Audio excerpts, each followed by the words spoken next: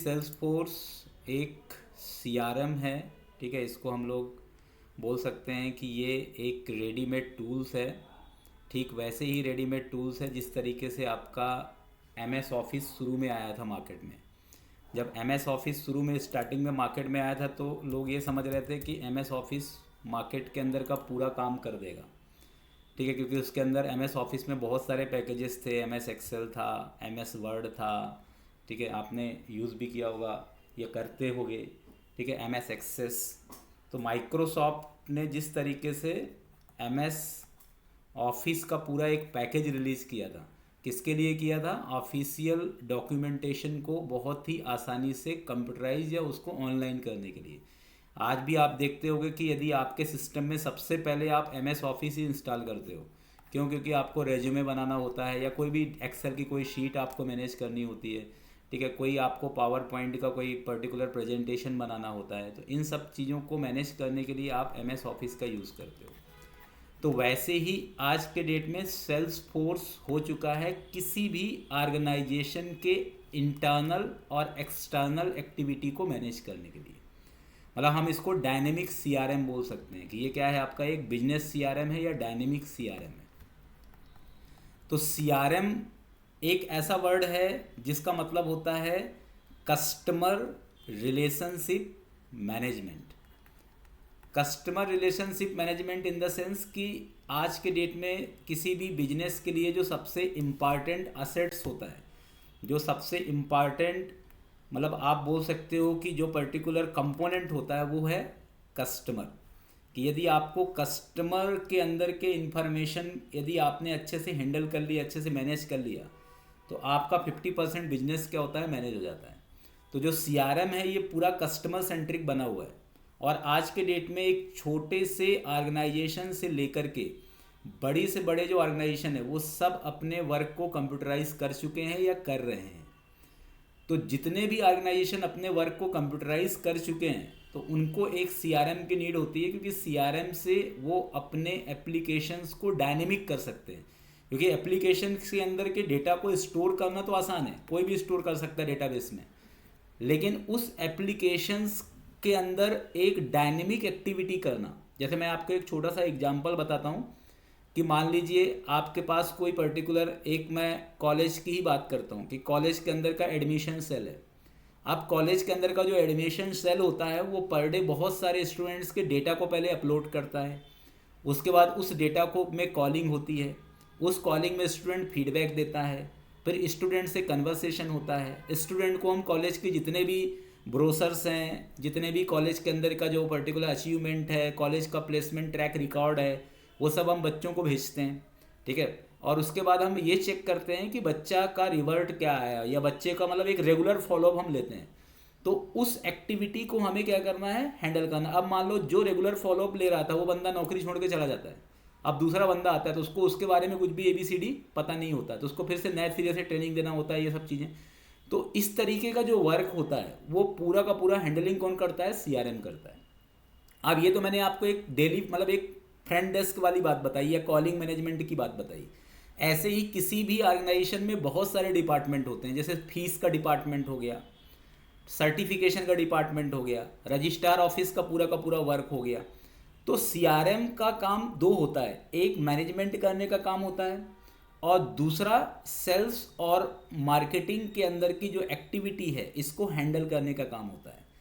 तो मतलब ऑर्गेनाइजेशन के जितने भी अलग अलग तरीके के ब्रांचेस हैं, डिपार्टमेंट हैं, उन सबको एक प्लेटफॉर्म के थ्रू मैनेज करने का जो काम होता है वो किसका होता है, सीआरएम का होता है। और इसकी डिमांड हमेशा बढ़ेगी ही, इसकी डिमांड इसलिए कम नहीं होगी क्योंकि आज के डेट में जितने भी ऑर्गेनाइजेशन है वो यही चाहते हैं कि वो कस्टमर का पूरा जो डेटा है या जो भी उनका जो डेली वर्क है वो पूरी तरह से कंप्यूटराइज्ड हो और वो एक प्रॉपर वे में मैनेज हो। तो इसके लिए सीआरएम सॉफ्टवेयर की नीड होती है। ठीक है, तो अब जो सीआरएम सॉफ्टवेयर क्या होता है इसके बारे में आपको समझ में आ गया? इसमें कोई डाउट है? आयुष जी बताइए, क्या आपको क्या समझ में आया है सीआरएम सॉफ्टवेयर के बारे में? आप अपने कॉलेज में यूज़ करते हैं सीआरएम सॉफ्टवेयर? Yes sir. तो उसके अंदर क्या क्या चीज़ें मैनेज करते हैं? सर उसके अंदर बच्चों की अटेंडेंस और जो उनके फाइनेंस और सब कुछ होता है, जैसे लाइक फीस हम्म। और एग्जामिनेशन और एग्जाम का जो डेटा होता है, हम्म। मार्क्स और सब कुछ वो सब मैनेज करना। तो वो सीआरएम है कि ईआरपी है? देखो दो चीज़ें अलग अलग होती है, एक होता है सीआरएम हम्म। और एक होता है ईआरपी। तो जो आप यूज़ कर रहे हैं वो सीआरएम है कि ईआरपी है? हम जो यूज कर रहे हैं, आई थिंक वो ईआरपी है सर। हाँ, वो ईआरपी होगा। देखो ईआरपी और सीआरएम में एक माइन्यूट डिफरेंस होता है। सीआरएम जो होता है ना वो कस्टमर सेंट्रिक होता है, और ईआरपी जो होता है ना वो पूरा का पूरा एक मैनेजमेंट बेस्ड सॉफ्टवेयर होता है। जैसे कोई कॉलेज ईआरपी, तो कॉलेज के अंदर के जितने भी मैनेजमेंट के जो चीज़ें होंगी वो मैनेज करेगा, और सेल्स और सर्विस से रिलेटेड चीज़ों को पूरी तरह से मैनेज करना, ये काम किसका होता है? सीआरएम का होता है। ठीक है। सीआरएम में जैसे आपको मेलिंग करना है, मैसेजिंग करना है, कोई भी एम्प्लॉय रिक्रूट हुआ तो उसको ऑटोमेटेड उसका अपॉइंटमेंट लेटर चले जाना चाहिए या उसका ऑफर लेटर चले जाना चाहिए। ठीक है, तो इस तरीके की जो चैटिंग का जो मॉड्यूल रहता है, ठीक है, वो सब चीज़ें किसके अंदर इंटीग्रेट होता है? सीआरएम के अंदर होता है। सीआरएम में प्रमोशनल चीज़ें रहती है, जैसे मान लो आपको कोई मतलब एक्टिविटी है तो उस एक्टिविटी का प्रमोशन करना है, किसी इवेंट का प्रमोशन करना है, किसी इवेंट को ऑर्गेनाइज करना है, कोई कंपेन कराना है, उस कंपेन से पर्टिकुलर कोई लीड जनरेट जो हो रहा है उस लीड का फॉलोअप लेकर के उस लीड को रजिस्टर कराना, ये जो सब काम होता है वो सीआरएम का होता है। और ईआरपी का जैसे काम होता है कि जो भी एक्टिविटी आप अपने कॉलेज के अंदर कर रहे हो, खास तौर से जो बैक ऑफिस वाली जो एक्टिविटी है उसको मैनेज करने का जो सॉफ्टवेयर होता है उसको ईआरपी बोलते हैं। एंटरप्राइज, ईआरपी का फुल फॉर्म होता है enterprise resource resource planning. Planning. Enterprise मतलब होता है किसी भी स्मॉल बिजनेस से लेकर के लार्ज बिजनेस, मतलब बिजनेस को ही एंटरप्राइज बोलते हैं। रिसोर्स मतलब उसके अंदर के जितने भी असेट्स हैं या उसके अंदर के जितने भी कंपोनेंट है, चाहे वो एम्प्लॉई हो, चाहे वो पर्टिकुलर स्टूडेंट्स हो, चाहे वो पर्टिकुलर आपका फीस मॉड्यूल हो या सैलरी मॉड्यूल या एचआरएम मॉड्यूल हो, इन सबको ऑर्गेनाइज करने का जो काम होता है वो कौन करता है? रिसोर्स उसको बोलते हैं। और प्लानिंग मतलब उसको पूरा मैनेज करना, ये डिफरेंस होता है। ठीक है, तो Salesforce is not a ERP, Salesforce is the CR. मतलब सेल्स फोर्स ये गारंटी देता है कि यदि आप अपने बिजनेस में सेल्स फोर्स सीआरएम यूज़ करते हो तो आपका जो बिजनेस है उसका ग्रोथ आप 20 to 30% अप कर सकते हो, आप स्केल कर सकते हो, आप उसको बढ़ा सकते हो। ठीक है, क्योंकि बिजनेस के अंदर के कंपोनेंट्स को ऑर्गेनाइज करना, उनको मैनेज करना, ये काम होता है सीआरएम का। ठीक है, तो this is the main difference between ERP and CRM. और ये क्वेश्चन जनरली पूछा जाता है जब आप सेल्स फोर्स के इंटरव्यू में जाते हो, तो सबसे पहला क्वेश्चन यही होता है कि सेल्स फोर्स होता क्या है। तो आपको उसको इस तरीके से डिफाइन करना, हालांकि इसका मैं एक प्रोफेशनल डेफिनेशन भी बताऊंगा अभी। मैं तो अभी आपको समझा रहा हूँ कि जनरली सेल्स फोर्स होता क्या है और किस लिए हम इसका यूज़ करते हैं। इसलिए आप इसके नाम, मतलब आधा डेफिनेशन तो सेल्स फोर्स के नाम से ही क्लियर है, क्योंकि किसी भी बिजनेस के लिए जो सबसे इम्पॉर्टेंट पार्ट होता है वो सेल्स होता है। यदि आप कोई सा भी बिजनेस की बात करें, चाहे वो एजुकेशन बेस्ड इंडस्ट्री हो, ठीक है, चाहे वो बैंकिंग इंडस्ट्री हो, चाहे वो हेल्थ सेक्टर हो, चाहे वो इंश्योरेंस सेक्टर हो, यदि उनको अपने बिजनेस को ग्रो करना है तो सबसे ज़्यादा उनको अपने सेल्स एक्टिविटी को मैनेज करना होगा। अब सेल्स, इसलिए इसको सेल्स फोर्स बोलते हैं क्योंकि सेल्स फोर्स के अंदर जो सबसे पहला एप्लीकेशन लॉन्च हुआ था वो सेल्स एक्टिविटी को मैनेज करने के लिए ही बनाया गया था। बाद में फिर इसमें सर्विस के चीज़ें भी ऐड हुई, अब तो मार्केटिंग की चीज़ें भी ऐड हो चुकी है, अब तो बहुत ज़्यादा बहुत सारे अलग अलग टाइप के एप्लीकेशन सेल्स फोर्स के अंदर इंटीग्रेटेड हैं। ठीक है, लेकिन मैं इनिशियल बात कर रहा हूँ कि शुरू में जब सेल्स फोर्स आया था तो उस समय सेल्स फोर्स सिर्फ सेल्स एप्लीकेशंस के लिए ही पॉपुलर था। और इसके पहले की बात बता देता हूँ मैं कि सेल्स फोर्स पहले एक क्लाउड बेस्ड डेटाबेस था।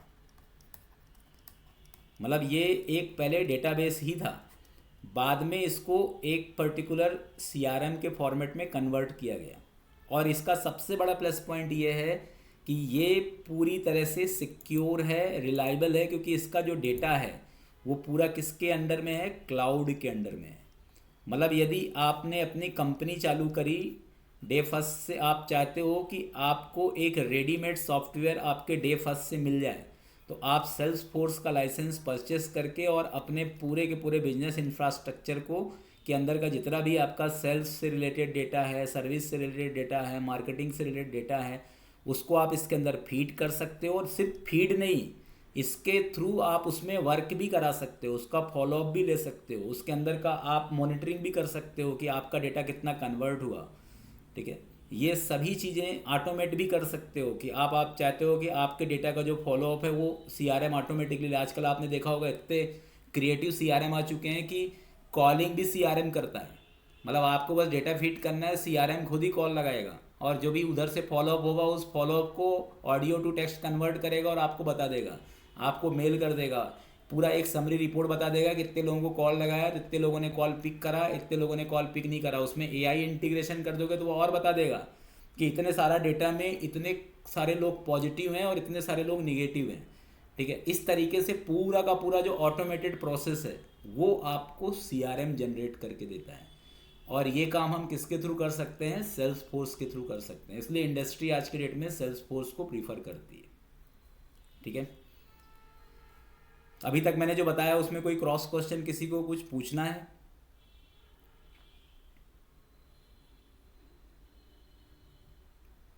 ठीक है, अब मैं इसका थोड़ा सा प्रैक्टिकल डेफिनेशन बता देता हूँ। ये तो मैंने अभी आपको समझाया कि सेल्स फोर्स जनरली होता क्या है। ठीक है, अब इसको यदि आप इंटरव्यू पर्सपेक्टिव से एक डेफिनेशन वाइज यदि आप इसको मैनेज करोगे तो आप इस तरीके से इसको बता सकते हो कि Salesforce is the number 1 cloud based CRM. मैंने आपको पहले ही क्लैरिफाई करा है कि इसको आपको इंस्टॉल करने की ज़रूरत नहीं है, इसको आपको अपने मशीन में कुछ भी करने की ज़रूरत नहीं है। ये पूरी तरह से वर्चुअल है, मतलब क्लाउड के अंदर है। Customer relationship management full form तो मैंने आपको बता ही दिया। That help businesses manage relationship with customers. इसका सबसे बड़ा प्लस पॉइंट ये है कि बिजनेस, जैसे आज के डेट में किसी शॉप के अंदर कोई कस्टमर आया या शॉपिंग उसने करी ऑफलाइन, तो जितने भी ऑफलाइन वाले जितने भी शॉप है वो कोई भी कस्टमर की डिटेल को मैनेज ही नहीं करता। ठीक है, कस्टमर इवन पेमेंट भी दे देता है तब भी उसके पूरे डिटेल को उसको मैनेज नहीं करता। लेकिन आप छोटे जो पर्टिकुलर आपके शॉपकीपर है और जो बड़े शोरूम है, इनमें डिफरेंस बस इसी बात का है कि जो बड़े शोरूम है वो कस्टमर का एक एक डेटा मैनेज करते हैं और वो कस्टमर से हमेशा टच में रहते हैं। यदि कोई ऑफ़र होता है तो आपने देखा होगा आजकल मेल आपका पूरा ऑफ़र से भरा रहता है। इवन आपका जो एसएमएस, आजकल तो एसएमएस, टेक्स्ट एसएमएस भी आपको बहुत सारे आते होंगे। कुछ लोग तो अब व्हाट्सएप एसएमएस भी आपको करते रहते हैं। तो ये कोई ह्यूमन नहीं करता है, ये कोई मैन पावर नहीं करता है, ये सीआरएम के थ्रू होता है। यदि आप कोई सीआरएम ले लेते हो तो ये काम सीआरएम ऑटोमेटिकली करता है। एक बार बस कस्टमर का इन्फॉर्मेशन सीआरएम के अंदर एंट्री हो गई तो उस कस्टमर के इंटरेस्ट के अकॉर्डिंग ऑटोमेटेड सीआरएम उसको मैसेज, मेल, सभी चीज़ें भेजता रहेगा। तो इसका सबसे बड़ा प्लस पॉइंट ये है कि automate business process. Salesforce आपके बिजनेस प्रोसेस को ऑटोमेट करता है एंड एनालाइज परफॉर्मेंस। और आपका जो परफॉर्मेंस है, मतलब मैंने आपको ये भी बताया कि देखो सीआरएम तो बहुत सारे मार्केट में आपको मिल जाएंगे, लेकिन ये एक ऐसा सीआरएम आपको प्रोवाइड करके दे रहा है कि जो उसके परफॉर्मेंस के बारे में भी बता देगा कि इतने लोग पॉजिटिव हैं, इतने लोग नेगेटिव हैं।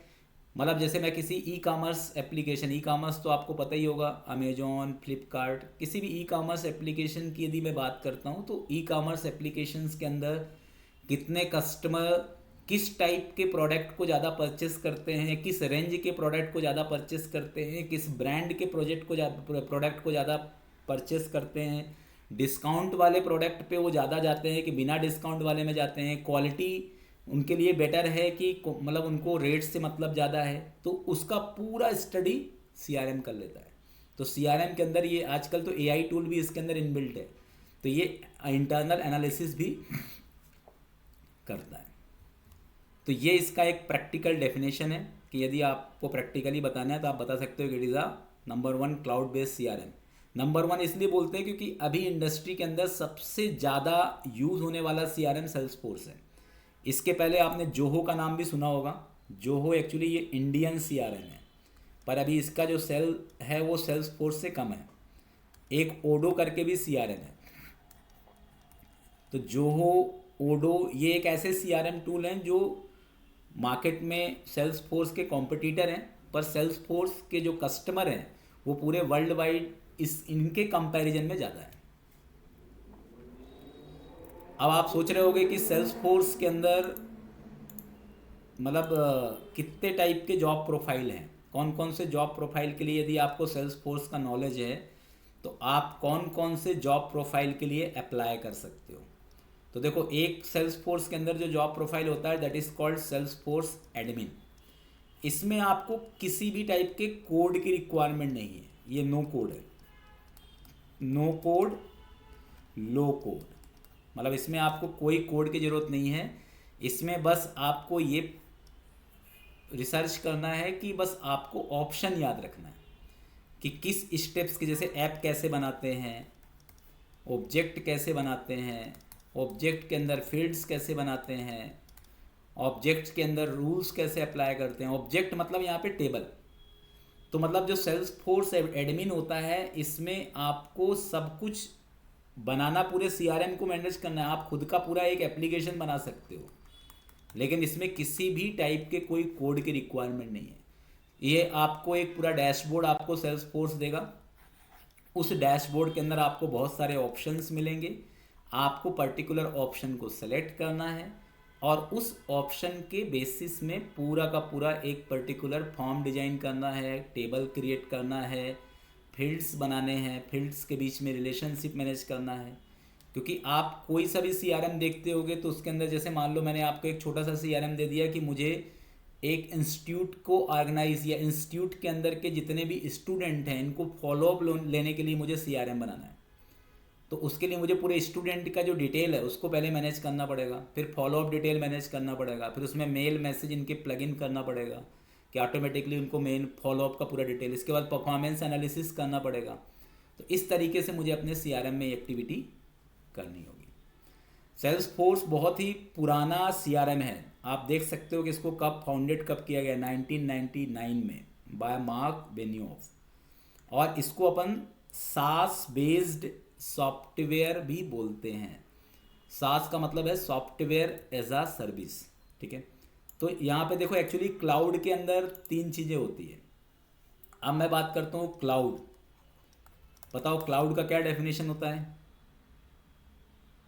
देखो, इंटरेक्टिव सेशन बनाना है तो आपको मतलब जवाब भी देना पड़ेगा, नहीं तो मैं बोलता रहूँगा और आप सुनते रहोगे। तो थोड़ा सा मतलब एंगेजिंग सेशन बनाना है तो थोड़ा सा आपको क्वेश्चन भी पूछना पड़ेगा और आपको मैं जो क्वेश्चन पूछ रहा हूँ उसका आंसर भी देना पड़ेगा, तो थोड़ा सा एंगेजिंग सेशन बनेगा। बताइए क्या होता है cloud. Sir basically cloud Cloud. Is continue. No, you continue. So basically cloud is a network of remote server or remote computers hosted on internet on different countries or different places. ठीक है, ठीक है। मतलब आप ये बोल सकते हो कि क्लाउड, आप बताइए ईशा, आप बता रहे थे कुछ, क्या होता है cloud. Yes, sir. Cloud means data को एक वर्चुअल सर्वर पे स्टोर करना, जो कि हम फिजिकली एक्सेस नहीं कर सकते, पर हमारा डेटा जो हमें स्पेस है उस पर हम स्टोर कर सकते हैं। जैसे गूगल ड्राइव में 15 GB स्टोरेज मिलती है, तो वो क्लाउड स्टोरेज है। बिल्कुल सही। मतलब क्लाउड एक्चुअली क्या रहता है कि आपको एक शेयर्ड स्पेस प्रोवाइड करता है या आपको एक प्राइवेट स्पेस प्रोवाइड करता है, जहाँ पर आप अपने डेटा को यदि पुट करते हो तो उसको आप कहीं दूसरे जगह से किसी भी पर्टिकुलर नेटवर्क के थ्रू आप उसको एक्सेस कर सकते हो। बस ये है कि क्लाउड के अंदर अलग अलग तरीके के परमिशन सेट भी होते हैं। जैसे मान लो आपका प्राइवेट क्लाउड है तो उसको बाहर के लोग एक्सेस नहीं कर सकते, आप ही कर सकते हो। यदि पब्लिक क्लाउड है तो उसको कोई भी एक्सेस कर सकता है। कम्युनिटी क्लाउड है तो जो कम्युनिटी वाले लोग हैं, मतलब जितने भी उनका एक ग्रुप है, वही लोग उनको एक्सेस कर सकते हैं। तो इस तरीके से अपन क्लाउड को समझ सकते हैं। तो क्लाउड ये एक क्लाउड पर्टिकुलर देखा डिप्लॉयमेंट जाए मॉडल तो, के अंदर आते हैं ना? हाँ जी बताइए क्या। ये क्लाउड डिप्लॉयमेंट मॉडल्स के अंदर आते हैं। हाँ, क्लाउड डिप्लॉयमेंट मॉडल्स के अंदर भी आते हैं, अलग अलग तरीके के होते हैं। वही बता रहा हूँ मैं आपको कि क्लाउड तीन हम्म। तरीके से वर्क करते हैं। एक इंफ्रास्ट्रक्चर एज अ सर्विस, दूसरा प्लेटफॉर्म एज अ सर्विस और तीसरा software as a service. Infrastructure as a service का मतलब ये है कि आपको क्लाउड का पूरा इंफ्रास्ट्रक्चर बनाना पड़ेगा, मतलब वो इंफ्रास्ट्रक्चर आपको दे दिया, उस इंफ्रास्ट्रक्चर का यूज़ करके आपको अपने अकॉर्डिंग जो भी एक्टिविटी करना है, स्टोरेज करना है, डेटाबेस माइग्रेट करना है, मशीन वर्चुअल मशीन बनाना है, ये सब काम आप कर सकते हो। तो क्लाउड का जो सबसे फर्स्ट होता है वो IaaS होता है, जैसे AWS। तो AWS के अंदर जब आप लॉगिन करोगे तो वहाँ पर आपको बना बनाया कुछ भी नहीं मिलेगा, बस आपको सर्विसेज मिलेंगे कि आपको वर्चुअल मशीन बनाना है EC2 यूज़ कर लो, स्टोरेज यूज़ करना है S3 यूज़ कर लो, ऑपरेशन परफॉर्म करना है लेमडा यूज़ कर लो, डेटाबेस मैनेज करना है RDS यूज़ कर लो, ऐसा। तो इंफ्रास्ट्रक्चर एज अ सर्विस का मतलब ये है कि आपको इंफ्रास्ट्रक्चर मिलेगा, इंफ्रास्ट्रक्चर के अंदर आपको सर्विसेज मिलेगी, इनका आपको यूज़ करना है और एप्लीकेशंस को रिप्रेजेंट करना है। दूसरा आता है आपका platform as a service. Platform as a service का मतलब ये है कि आपको एक पूरी तरह से प्लेटफॉर्म बना करके आपको दे दिया गया, लेकिन उस प्लेटफॉर्म के अंदर आपको जाना है और उस प्लेटफॉर्म के अंदर अपने अकॉर्डिंग एप्लीकेशंस आपको डेवलप करना है। मतलब इसमें प्लेटफॉर्म दीजिए, सेल्सफोर्स दोनों है। सेल्सफोर्स आपका प्लेटफॉर्म एज अ सर्विस भी है और SaaS मतलब सॉफ्टवेयर एज अ सर्विस है। सॉफ्टवेयर एज अ सर्विस में तो आपको कुछ भी नहीं करना है, सब कुछ रेडीमेड है, आपको बस उस सॉफ्टवेयर को क्लाइंट के अकॉर्डिंग थोड़ा बहुत एडिट करना है और दे देना है। प्लेटफॉर्म एज अ सर्विस मतलब आपको एक प्लेटफॉर्म मिल जाएगा, मतलब जैसे आपको एक पर्टिकुलर एक EC2 एक प्लेटफॉर्म आपको मिल गया, अब उस प्लेटफॉर्म में जाकर के आप कोई सा भी सॉफ्टवेयर इंस्टॉल कर लो, जावा इंस्टॉल कर लो, PHP इंस्टॉल कर लो, एंड्रॉयड इंस्टॉल कर लो, iOS इंस्टॉल कर लो और उसके थ्रू एप्लीकेशन बनाओ। तो ये आपको सिर्फ एक प्लेटफॉर्म देता है और ये आपको एक रेडीमेड सॉफ्टवेयर देता है। इसमें आपको कोई कोड नहीं करना है, इसमें सॉफ्टवेयर आपका पहले से बना है, बस आपको लेबल चेंज करना है, उसके अंदर का कंटेंट चेंज करना है और सॉफ्टवेयर को आप किसी को भी सेल कर सकते हो। जैसे सेल्सफोर्स में आपने सेल्सफोर्स सीख लिया, अब आपको कुछ भी नहीं करना है, सेल्सफोर्स में लॉगिन करना है। सेल्सफोर्स में लॉगिन करने के बाद आपको एक डैशबोर्ड मिलेगा, वहाँ पर आपको एप्लीकेशन बनाना है और उस एप्लीकेशन को सीधे क्लाइंट को आप सेल कर सकते हो। तो इसे हम क्या बोलेंगे, this is called software as a service, कि आपके पास ऑलरेडी सॉफ्टवेयर है, लेकिन उसी सेल्सफोर्स के अंदर यदि आप एक डेवलपर में जाते हो या कि आप अपने एप्लीकेशंस को बाय स्क्रैच बनाते हो पूरा खुद से, एक एक चीज़ें ऑब्जेक्ट फील्ड रिलेशनशिप पूरा चीज़ें आप खुद से बनाते हो, बाय कोडिंग भी करके आप बनाते हो, डेवलपर का यूज़ कर किया आपने, और फिर आप उस सॉफ्टवेयर को क्या ऐप डिजाइन करते हो, तो उसे अपन बोलते हैं प्लेटफॉर्म एज अ सर्विस।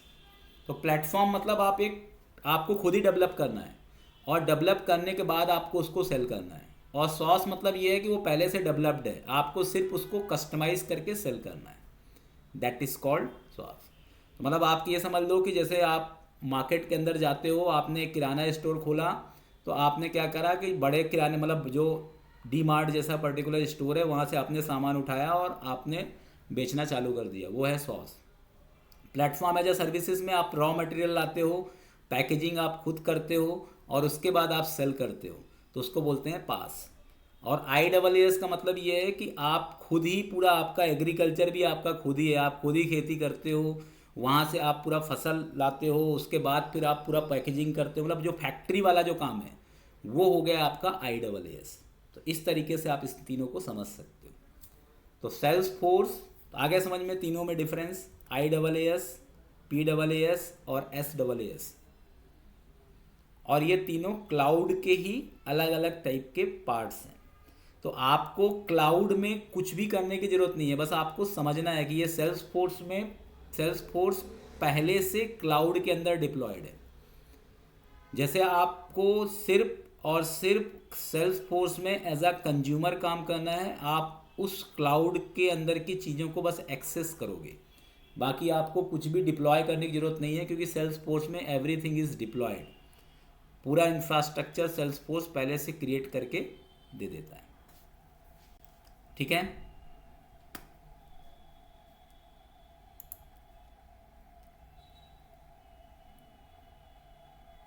देखो इसमें इसमें इसका टैगलाइन भी है, no software because everything runs on the cloud. मतलब मेरा कहने का मतलब ये है कि आप एक लैपटॉप खरीदते हो, उस लैपटॉप में आपको कुछ भी इंस्टॉल करने की ज़रूरत नहीं है, आपके पास बस इंटरनेट होना चाहिए। यदि आपके मशीन में इंटरनेट चलता है तो आप सेल्सफोर्स में डायरेक्टली लॉगिन करो और वहाँ पर सीधे काम कर सकते हो। इसमें जैसे जावा हो गया, पाइथन हो गया, या कोई भी टेक्नोलॉजी हो गई, तो पहले आपको उसका सॉफ्टवेयर डाउनलोड करना पड़ता है, फिर इंस्टॉल करना पड़ता है, तब जा कर के आप चला पाते हो। इसमें कुछ भी नहीं करना, इसमें सब कुछ बना है। सेल्सफोर्स को क्यों इतना पॉपुलर है तो वो तो मैंने आपको बता ही दिया, क्योंकि इसके अंदर आपको जो ट्रेडिशनल सीआरएम है वो बहुत ज़्यादा एक्सपेंसिव थे, क्योंकि इनके लिए आपको खुद का सर्वर चाहिए, खुद का इंस्टॉलेशन चाहिए, खुद का आईटी स्टाफ चाहिए। ठीक है, सेल्सफोर्स ने पूरा रिवोल्यूशन कर दिया है, और इसमें Salesforce revolutionise CRM by moving everything to the cloud. हर चीज़ मतलब इसने क्लाउड के अंदर रख दिया, everything shifted into the cloud. इसका जो बेनिफिट है सबसे बड़ा ये है कि ये सबसे तेज मतलब फास्टर इम्प्लीमेंटेशन है। जैसे आपको यदि सेल्सफोर्स में कोई एप्लीकेशन बनाना है तो आप बहुत जल्दी बना सकते हो। ये क्लाउड बेस्ड है, इससे फ़ायदा ये है कि आप इसको कहीं से भी एक्सेस कर सकते हो। कस्टमाइजेबल विदाउट कोडिंग, इसमें कोडिंग के बिना भी आप पूरा काम कर सकते हो। कोडिंग की ज़रूरत कब होती है? जब बहुत कॉम्प्लेक्स एप्लीकेशन आपको बनाना होता है। Strong ecosystem and app exchange, इसका जैसे गूगल का प्ले स्टोर होता है वैसे इसका भी अपना खुद का एक पर्टिकुलर मार्केट है, जहाँ से आप सेल्सफोर्स के अंदर के एप्लीकेशंस को डाउनलोड, जिससे सेल्सफोर्स में जो पहले से बने हुए ऐप हैं उनको आप डिप्लॉय मतलब डाउनलोड कर सकते हो और अपने एप्लीकेशन को डिप्लॉय कर सकते हो।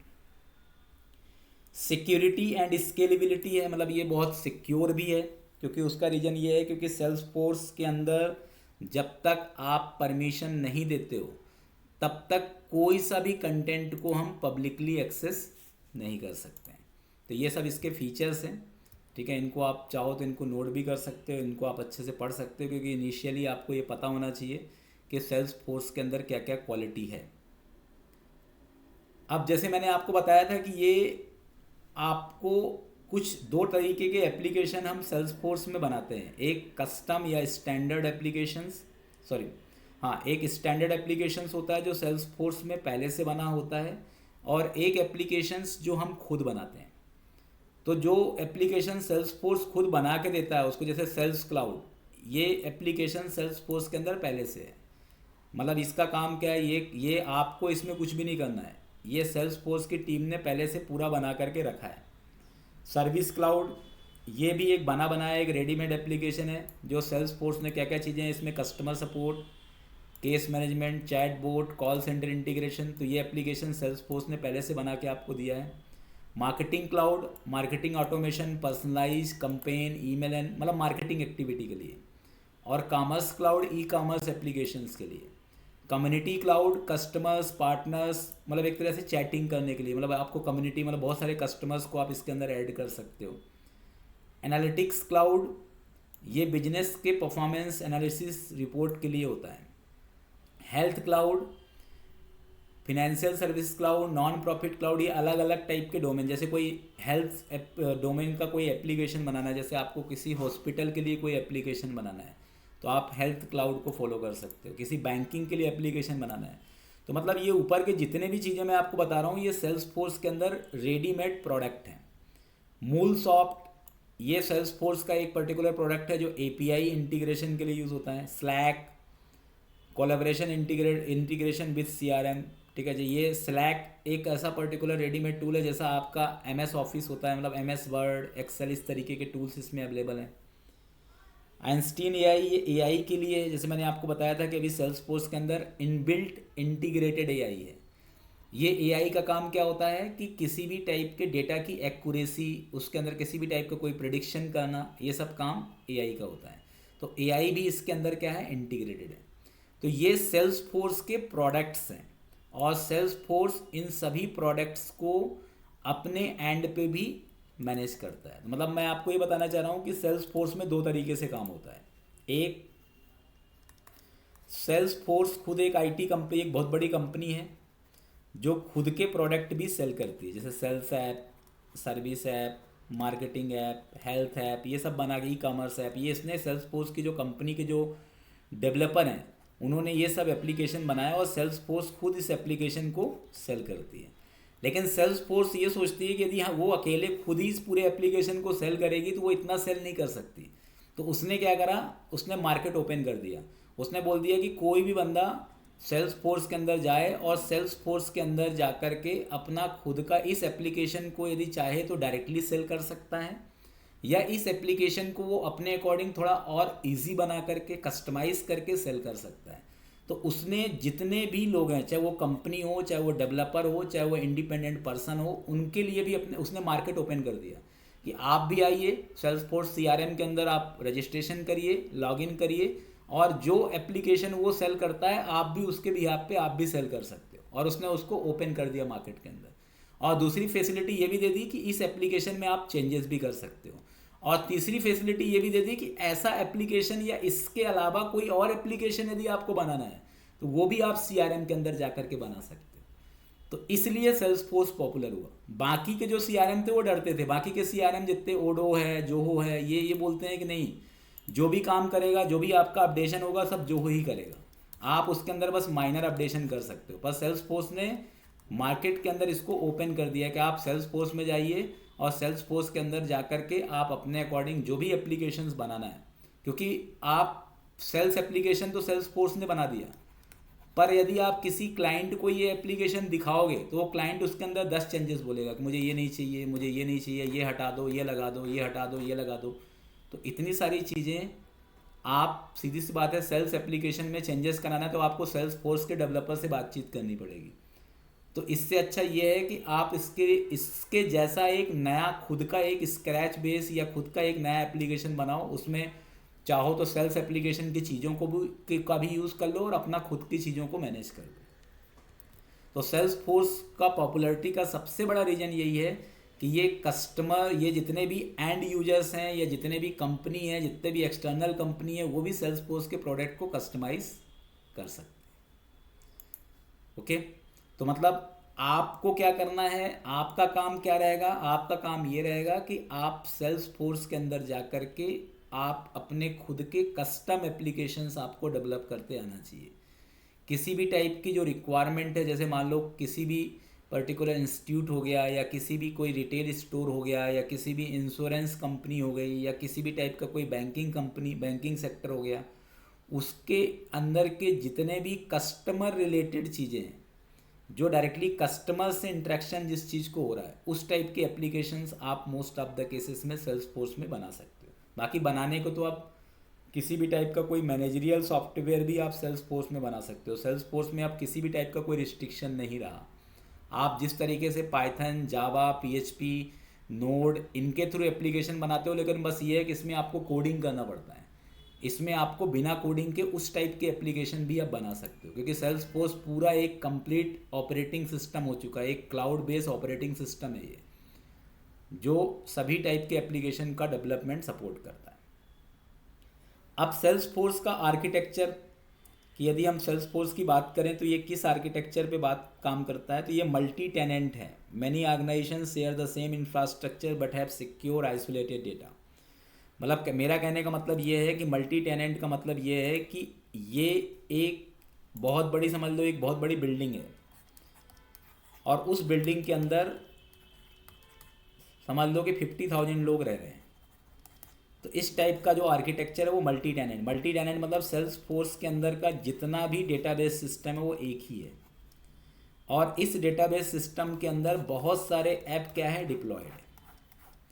बस ये है कि इसने सभी ऐप के लिए अपने डेटाबेस का पार्टीशन करके रखा है, छोटे छोटे पार्टीशन कर करके रखा है, इसलिए इसको बोलते हैं मल्टी टेनेंट।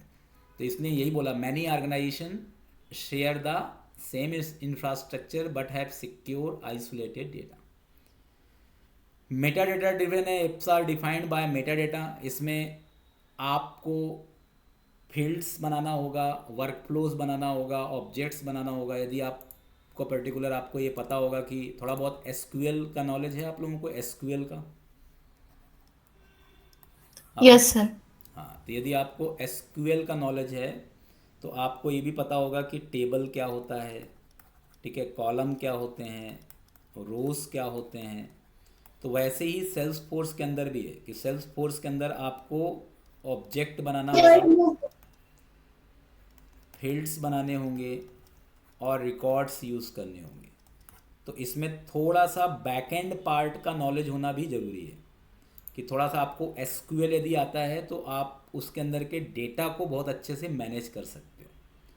तो apps are defined by Meta data, मतलब आप यदि कोई ऐप बनाओगे तो ऐप के अंदर फिर आपको उसके अंदर ऑब्जेक्ट बनाना होगा, फील्ड्स बनाना होगा और फ्लोज बनाने होंगे।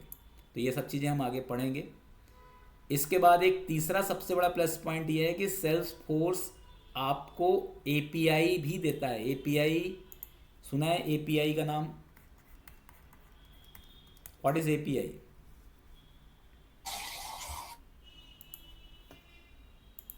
किसी को पता है एपीआई के बारे में? सर पता तो नहीं है, और मेरे को एक पूछना था। हाँ बताइए। और सर बैकएंड का तो नॉलेज नहीं है मुझे, तो फिर क्या होगा? नहीं, बैकएंड का नॉलेज की मैंने बोला थोड़ा सा डेटाबेस का नॉलेज होना चाहिए, थोड़ा सा भी। ओके, यानी माइक्रोसॉफ्ट एक्सेस जैसा बोल रहे हैं क्या? हाँ, माइक्रोसॉफ्ट एक्सेस या एसक्यूएल में जैसे टेबल क्या फॉक्स प्रो, होता है। फॉक्स प्रो टाइप का। हाँ मतलब हाँ वही टेबल, टेबल के बारे में थोड़ा बहुत हाँ, जानकारी होना चाहिए। नहीं होगा तो मैं बताऊंगा, उसमें कोई इशू नहीं ओके है। ओके, गॉट ठीक है, इट। बाकी ये सब चीज़ें मैं बताऊंगा।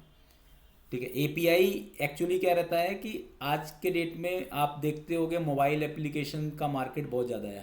हर पर्टिकुलर बंदा मोबाइल एप्लीकेशंस में ही चीज़ों को देखता है। तो जो मोबाइल एप्लीकेशंस के अंदर जितना भी जो डेटा है वो कहाँ से कौन लेके आता है? एपीआई लेके आता है। तो एपीआई का मेन काम यही होता है कि एक एप्लीकेशन के एक प्लेटफॉर्म के डेटा को दूसरे प्लेटफॉर्म के अंदर जा कर के ले जाना या वहाँ से लाना।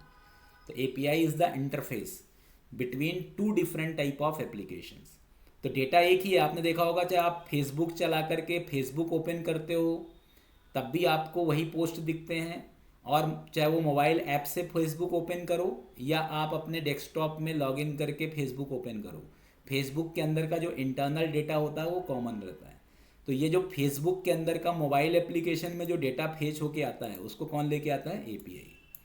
तो एपीआई का जनरली काम यही है कि आपको सेल्सफोर्स के अंदर किसी भी टाइप का यदि आपको कोई डेटा बाहर से लेके आना है या सेल्सफोर्स के अंदर के डेटा को बाहर लेके जाना है तो उसके लिए हमें क्या यूज़ करना पड़ेगा? एपीआई यूज़ करना पड़ेगा। सबसे अच्छा एग्जांपल फ़ोन पे है। फ़ोन पे हो गया, गूगल पे हो गया, पेटीएम आप रोज़ यूज़ करते होगे। अब आप सोचना कि जैसे फ़ोन पे एक मोबाइल एप्लीकेशन है, आप फ़ोन पे के अंदर क्यूआर कोड स्कैन करते हो और आपके बैंकिंग डेटाबेस से या बैंकिंग एप्लीकेशन मतलब जो आपका बैंक अकाउंट है वहाँ से आपका मनी क्या है? डिड्यूस हो जाता है और सामने वाले को पहुँच जाता है। तो ये चीज़ कैसे होता है? तो ये चीज़ इस तरीके से होता है, एपीआई से होता है कि फ़ोनपे ने बैंक का एक एपीआई लेके रखा है और फ़ोनपे ने उस एपीआई को अपने एप्लीकेशन में अटैच करके रखा है। तो जैसे आप फ़ोनपे से कोई पेमेंट करते हो तो वो एपीआई हिट होती है, वो बैंक के पास जाती है। बैंक उस एपीआई को चेक करता है कि अच्छा ये नंबर जो है ना करेक्ट है कि नहीं है। ऑथेंटिकेट करने के बाद वो सामने वाले को अमाउंट क्या करती है? क्रेडिट करती है और आपके बैंक अकाउंट से उस अमाउंट को डेबिट करती है। इस तरीके का पूरा जो वर्क है वो चलता है। तो आप इस तरीके से समझ सकते हो। तो मतलब सेल्स फोर्स में तीन चीज़ें हैं। एक कि सेल्स फोर्स अपने डेटा को एक ही प्लेटफॉर्म में स्टोर करता है। मैं यदि सेल्स फोर्स के अंदर कोई एप्लीकेशन बनाऊं, कोई भी एप्लीकेशन बनाओ, तीसरा बंदा कोई भी एप्लीकेशन बनाए, सभी का जो डेटा है वो एक ही इंफ्रास्ट्रक्चर के अंदर स्टोर होता है। बस ये रहता है कि वो अलग अलग रहता है।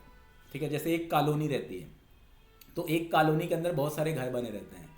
ठीक है, पर जो फ्लैट है कि मतलब जैसे जो बिल्डिंग है, एक अपार्टमेंट की बात करूँ तो एक अपार्टमेंट है, उस अपार्टमेंट में बहुत सारे फ्लोर्स हैं, 30 फ्लोर 35 फ्लोर 40 फ्लोर का पूरा एक फ्लोर बना हुआ है। तो सेल्सफोर्स का जो स्ट्रक्चर है वो अपार्टमेंट वाइज है कि एक सिंगल अपार्टमेंट है, उसके अंदर बहुत सारे अलग अलग टाइप के क्या बने हुए हैं? फ्लैट्स बने हुए हैं। ये है multi tenant. Meta data driven का मतलब है कि सेल्सफोर्स के अंदर आपको जब भी कोई काम करना है तो आपको तीन चीज़ें में काम करना होगा। एक ऑब्जेक्ट्स, दूसरा फील्ड्स और तीसरा फ्लोज। और तीसरा होता है एपीआई इज़ एवरीवेयर। एपीआई का मतलब ये है कि एपीआई को आप कहीं भी यूज़ कर सकते हो, मतलब सेल्सफोर्स के अंदर या सेल्सफोर्स के बाहर। यदि आपको कोई भी फीचर्स को मैनेज करना है तो आप एपीआई के थ्रू कर सकते हो। इसके बाद डेटाबेस लेयर, सेल्सफोर्स में डेटाबेस का थोड़ा सा पार्ट रहता है कि जी स्टोर डेटा इन ऑब्जेक्ट्स। तो ऑब्जेक्ट्स बोलते हैं, ऑब्जेक्ट्स, जब भी मैं ऑब्जेक्ट्स बोलूँ सेल्सफोर्स में तो आप ये समझो कि मैं टेबल की बात कर रहा हूँ। टेबल मतलब जो डेटा स्टोर करेगा। तो सेल्सफोर्स में table objects stand for tables. और ये डेटाबेस लेयर सबसे फर्स्ट लेयर जो होता है ना वो डेटाबेस का रहता है। इसके बाद फिर एप्लीकेशन लेयर है। एप्लीकेशन लेयर मतलब जो लॉजिक्स वाली चीज़ें होती है। और तीसरा यूआई, जो आपको दिखता है, जो यूजर्स को दिखता है वो यूआई है। यूआई के बाद क्या रहता है, एप्लीकेशन के लॉजिक्स रहते हैं। और फिर ये पूरा स्टोर कहाँ पर होता है, डीबी में स्टोर होता है। तो ये हर एप्लीकेशन का स्ट्रक्चर होता है, ऐसा नहीं कि सेल्सफोर्स का ही है अकेला। आप दुनिया का कोई सा भी एप्लीकेशन यूज़ करते हो, चाहे आप फेसबुक यूज़ करते होगे या आप इंस्टाग्राम चलाते होगे या आप यूट्यूब चलाते होगे, तो आपका जो इंटरेक्शन होता है वो यूआई से होता है। यूआई के अंदर कोड होता है और कोड का इंटरेक्शन डेटाबेस से होता है। फेसबुक के अंदर जब आप पहली बार रजिस्ट्रेशन करते हो तो पूरा का पूरा डेटा आपके डेटाबेस के अंदर क्या होता है, जाकर के स्टोर होता है। और जब आप दूसरी बार लॉगिन करते हो तो वो चेक करता है कि जो आपने यूज़र नेम पासवर्ड रजिस्ट्रेशन के टाइम पे डाला था वो यूज़र नेम पासवर्ड यदि बराबर होता है, इक्वल होता है, तभी वो ऑथेंटिकेट करता है। यदि नहीं होता है तो बोल देता है नहीं प्रॉब्लम है। तो ये काम जो होता है ना, इसको हम बोलते हैं ये यूज, मतलब ये तीन चीज़ें सेल्सफोर्स के अंदर भी आपको मिलेगी। अब ये कोर सेल्सफोर्स कॉन्सेप्ट्स हैं, ये मैं आगे अभी बताऊंगा। थोड़ा सा मैं आपको बता देता हूँ कि सेल्सफोर्स के अंदर यदि आपको सबसे पहले कोई भी अकाउंट आपको बनाना रहेगा, ठीक है, मतलब जैसे आप फर्स्ट टाइम सेल्सफोर्स में काम करना चाहते हो तो थोड़ा सा इंफ्रास्ट्रक्चर आपको नहीं बनाना है, कुछ भी चीज़ आपको इंस्टॉल नहीं करनी है। आपको सिर्फ सेल्सफोर्स के अंदर साइन अप करना, जैसे आप फेसबुक के अंदर साइन अप करते हो। इसके लिए यूआरएल है developer.salesforce.com/signup। बस आपको ये लिखना है। ये यहाँ पर आपको अपना first name, last name, job title, company, ये सभी चीज़ें देनी है। और यहाँ पे सबसे इम्पोर्टेंट है आपका ईमेल आईडी। जैसे आप ये सभी इन्फॉर्मेशन दोगे, सेल्सफोर्स आपको एक लिंक देगा, ठीक है।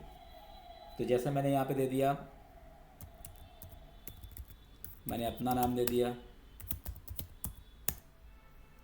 जॉब टाइटल मैंने दे दिया सेल्सफोर्स। आप कुछ भी दे दो, मतलब ये कोई चेक करने नहीं जाएगा, आप कुछ भी नाम दे सकते हो। यहाँ पे वर्क ईमेल मतलब अपना खुद का प्राइवेट जीमेल भी दे सकते हो।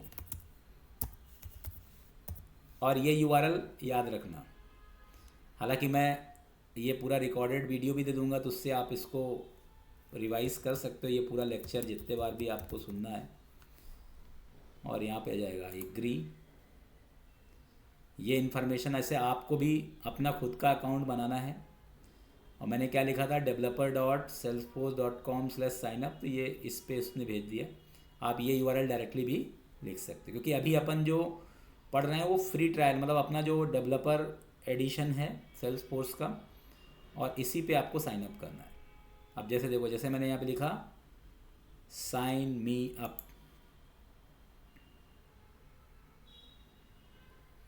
अभी बोल रहा है you will receive a confirmation email soon. If you don't see the email, check your spam folders.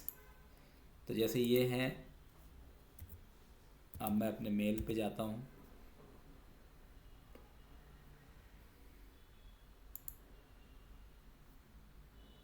Just a minute.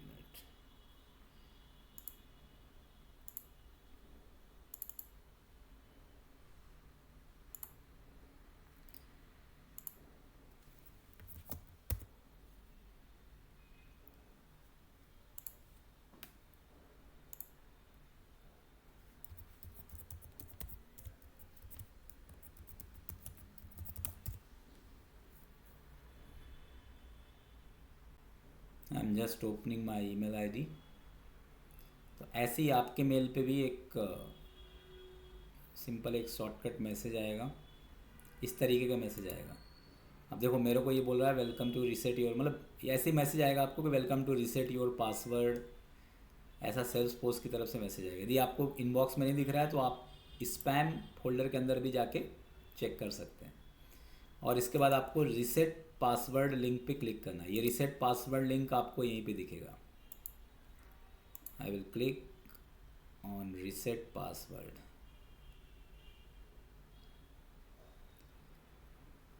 अब इसमें पासवर्ड आप कुछ भी दे दो, बस ये एक लेटर होना चाहिए, एक नंबर होना चाहिए और 8 कैरेक्टर्स होना चाहिए।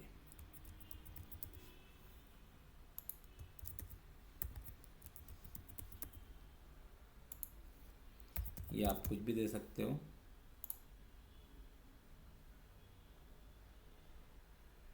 ये हो गया। इससे क्या हो गया, ये लॉगिन हो गया।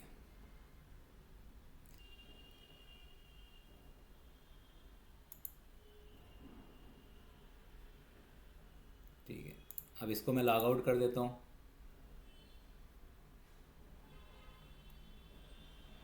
लॉग आउट का बटन यहीं पे है।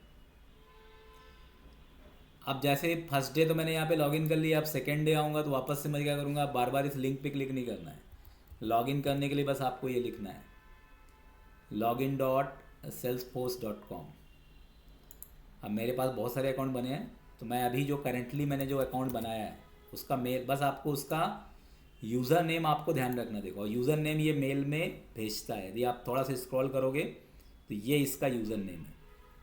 और अपन यही गड़बड़ी करते हैं कि अपन यूज़र नेम के जगह में ईमेल आईडी डालते हैं, जबकि आपका जो पहला मेल है उसको आपको ध्यान से देखना है। इसमें ये आपका रूट यूआरएल है, आप इस यूआरएल पे हिट कर सकते हो, ये यूआरएल आप याद रख सकते हो या कॉपी कर सकते हो कहीं पर भी, और ये आपका यूज़र नेम है। और पासवर्ड अभी अपन ने चेंज करा ही है, तो जो भी पासवर्ड आपने चेंज करा उसको आप नोट कर लेना। और ये यूज़र नेम पासवर्ड आप जैसे डालोगे वैसे ही आपका सेल्स फोर्स के अंदर का जो डैशबोर्ड है या सेल्स फोर्स के अंदर का जो एक पर्टिकुलर डेवलपर का एक डिफ़ॉल्ट लैंडिंग पेज बना हुआ है वो आपको खुल जाएगा। ये आ गया डेवलपर एडिशंस। मतलब आपको इतना काम करना है कि आपको प्राइमरी सबसे पहले सेल्स फोर्स में साइन अप करना, जैसे आप किसी फेसबुक में इंस्टाग्राम में पहले साइन अप करते हो, और फिर उसके बाद आपको लॉगिन करना है। और ये जो बटन है इसको आपको ध्यान रखना है, इसको बोलते हैं सेटिंग्स। ये सेटिंग्स का आपको आइकॉन भी दिख रहा है, सेटअप या सेटिंग्स बोलते हैं इसको। इसको आपको क्लिक करना है। क्लिक करने पे आप इसके बैकएंड में चले जाओगे। बैकएंड मतलब यही है बैकएंड, जो पूरा यूआई बेस्ड है, आपको इसमें कहीं कोड नहीं करना है। तो ये आप समझ लो ये इसका फ्रंट एंड है और ये इसका बैक एंड है। दोनों को आप पहचानोगे कैसे, ठीक है। तो यहाँ पर आपका क्या लिखा हो, यहाँ पे आपको ये जो डॉट बने हुए हैं यहाँ से आप पहचान सकते हो, ठीक है। डॉट नहीं सॉरी, यहाँ पे डॉट बने हैं, यहाँ पे डॉट के जस्ट बाजू में क्या लिखा है, डेवलपर एडिशन लिखा है, और इधर क्या लिखा है, सेटअप लिखा है। और यहाँ पर आपको बहुत सारे अलग अलग मेनू दिखेंगे। तो अभी मैं ज़्यादा नहीं बता रहा हूँ, अभी तो आपको डे फर्स्ट में बस इतना ही बता रहा हूँ मैं आपको कि अभी आपको सिर्फ एक ही काम करना है, सेल्स फोर्स के अंदर रजिस्ट्रेशन करना है और लॉगिन करना है। और ये जो कंटेंट है, ठीक है, ये जो पर्टिकुलर कंटेंट मैंने बताया हुआ है ये कहाँ पर आपको मिलेगा, इसका मैं अभी आपको वीडियोस के अंदर भी आप ये लिंक देख सकते हो। ये थ्योरेटिकल जो कंटेंट लिखा है ये शिवा कॉन्सेप्ट सॉल्यूशन की वेबसाइट पे जाइए, तो वहाँ पर आपको एक ट्यूटोरियल्स करके लिंक मिलेगा, ठीक है। और इस ट्यूटोरियल्स में जैसे आप जाओगे तो ये shiva-tutorials.com करके वेबसाइट है। इसमें आप यहाँ पे साइड में जाओगे तो इसमें देखो सेल्स फोर्स पे क्लिक करना है। ये इससे जो ट्यूटोरियल्स मैंने अभी आपको बताया, ट्यूटोरियल्स क्या था, ये वाला था, व्हाट इज़ सेल्स फोर्स। तो इस ट्यूटोरियल्स को आपको अभी मैं इस ट्यूटोरियल्स, ये आर्टिकल है, क्योंकि देखो एक्चुअली क्या है, यदि मैं आपको एक एक चीज़ें लिखाऊंगा तो बहुत ज़्यादा टाइम लगेगा, इसलिए आपको यहाँ से चाहो तो आप नोट्स बना सकते हो। बाकी रिकॉर्डिंग के अंदर भी देख करके आप पूरा नोट्स प्रिपेयर कर सकते हो। तो अभी आपको बस इतना करना है कि मतलब आपको साइन अप करना है और साइन इन करना है, मतलब रजिस्ट्रेशन करना है और लॉगिन करना है। रजिस्ट्रेशन के लिए मैंने आपको लिंक बता दिया है, आप एक बार वीडियो में भी देख लेना, और नहीं पता है तो आप ये लिंक देख सकते हो developer.salesforce.com, सॉरी, इसका लिंक है developer.salesforce.com/signup।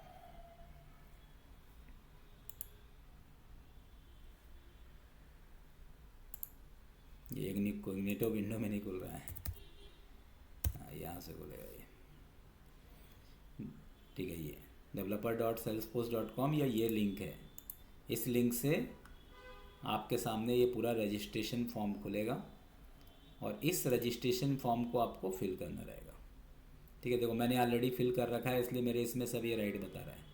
और ये ईमेल आईडी आप ध्यान रखना, जो ईमेल आईडी आप दोगे उसी मेल आईडी पे क्या आएगा, मेल आएगा। और किस तरीके का मेल आएगा वो भी मैं आपको बता चुका हूँ, किस तरीके का मेल आएगा।